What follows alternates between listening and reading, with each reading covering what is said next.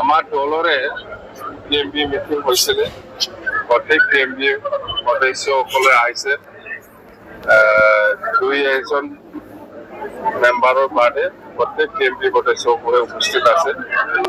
ইয়াত আমি যেহেতু বিপিএফ দল হিচাপে ইলেকশ্যনৰ সময়ত বা ইলেকশ্যনৰ আগত ৰাইজৰ গৈ পেলাই কাম কৰিম বুলি প্ৰতিশ্ৰুতি দি আহিছে, সেই হিচাপত আমি আজি অসম চৰকাৰ গঠনৰ নতুন অসম চৰকাৰ গঠনৰ পিছত আমি প্ৰথমবাৰ টিএমবি মিটিং হৈছে দল হিচাপে।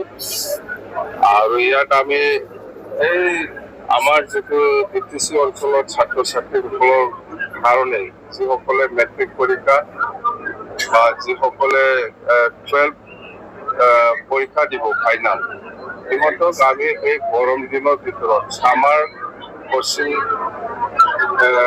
চেণ্টাৰ খুলি পেলাই আৰু ছাত্ৰ ছাত্ৰীসকলক যিসকলে মেট্ৰিক দিব আৰু ক্লাছ 12 এক্সাম দিব, সিহঁতক কোচিং দিবৰ কাৰণে কেনেকুৱা ব্যৱস্থা কৰা যায় ইয়াৰ ওপৰত আমি আলোচনা কৰিছোঁ।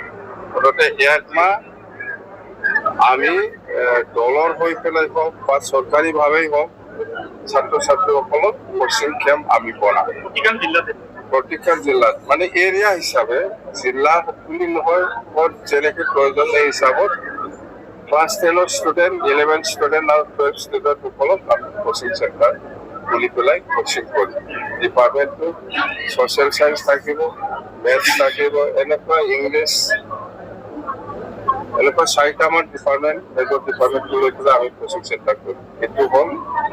আৰু ছেকেণ্ডত হ'ল আমাৰ এক্স MLA, এক্স EM আৰু এক্স MCLA সকলক লৈ আমি বিটিচি লেভেলত আমি যেনেকৈ অসমৰ চিফ মিনিষ্টাৰ ভিজিলেন্স যেনেকৈ থাকে, আমিও বিটিচি অঞ্চলত Bodoland chief vigilance monitoring committee এটা বনাব, সেইটো চৰকাৰীভাৱে হ'ব। মানে আমাৰ বিটিচি অঞ্চলত কি হৈছে, কি হোৱা নাই, ক'ত কি কৰিব লাগে নালাগে, সেইবিলাক গোটেই মনিটৰ কৰিবৰ কাৰণে আমাৰ এক্স MLA, এক্স CM আৰু এক্স MCLA সকলক বনোৱা হ'ব ইমিডিয়েট। আৰু এটাটো হ'ল সেই আগৰ দিনৰ চৰকাৰৰ সময়ত প্ৰমোদ বড়োৱে যিটো APTCLক 900 বিঘামান, 900 অলপ বেছি হ'ব পাৰে, ইয়াত মালগাঁও ৰেভিনিউ আণ্ডাৰত 900তকৈ বেছি মাটি APTCLক এলটমেণ্ট দি গৈছে। এতিয়া অসম চৰকাৰৰ পৰা এইটো ইমিডিয়েট হেণ্ড অভাৰ দিব লাগে বুলি আমাৰ তাত লেটাৰ আহিছে।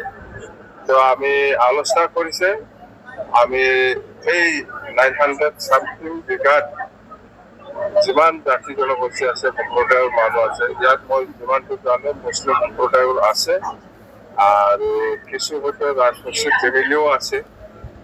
তো আমি আমাৰ MCLA ধনেশ্বৰ ভূঞানী আৰু আমাৰ যিখিনি লোকেল বাসিন্দা সেইসকলৰ লগত আমি আলোচনা কৰিছোঁ যে এইটো কি কৰা যায়।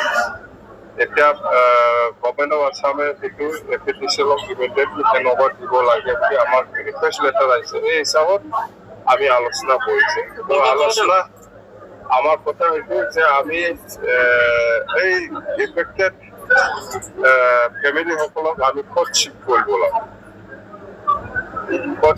ক'ত এটাটো জাগা দিব লাগিব, শ্বিফ্ট কৰিব লাগিব। যিহেতু ইহঁতে ব্ৰিটিছৰে মানুহ, এই হিচাপত আমি বিটিচি অঞ্চলতে আছে পাছে য'ত চৰকাৰী মাটি এনে পৰি আছে, তাতে বহাম বুলি আমি অলৰেডি আলোচনা কৰিছে।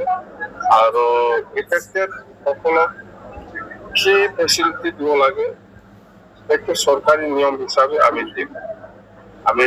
এতিয়া হ'ল আমি যিমানটো জানো 93 ফেমিলি আছে, 93 ফেমিলি আছে। এই 93 ফেমিলিক আমি ইহঁতে ক'ত বহিবলৈ ইচ্ছা আছে সেইটো মাটি দেখাই দিলে আমি তাতে মাটিটো এলটমেণ্ট কৰি দিব। আৰু আমি লোকেল বাসিন্দা হিচাপে আমি আলোচনাও কৰিছে, ইহঁতে এগ্ৰি।